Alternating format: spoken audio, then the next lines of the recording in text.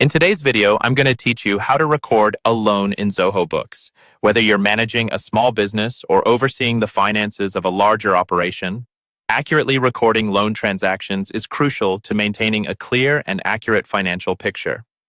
Let's walk through the process step by step, ensuring each part is easy to understand and follow. First, we'll need to create a liability account. This is a critical initial step since it allows us to categorize the loan correctly within Zoho Books. Start by navigating to the Accountant section in your dashboard. Once there, look for the Chart of Accounts option. This area is where all your account categories reside, and it's where we'll be adding a new one. Go ahead and click on the button that says Plus New Account. Now, selecting the correct account type is important. Since we're recording a loan, choose Other Current Liability for loans that are short-term or Other Liability for loans that are long-term. This distinction helps in properly categorizing the loan on your balance sheet. Next, you'll need to provide a name for this account.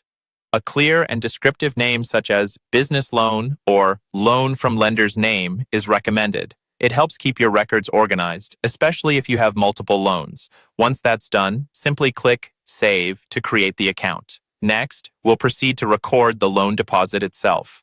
This step involves documenting the receipt of loan funds into your company's bank account within Zoho Books.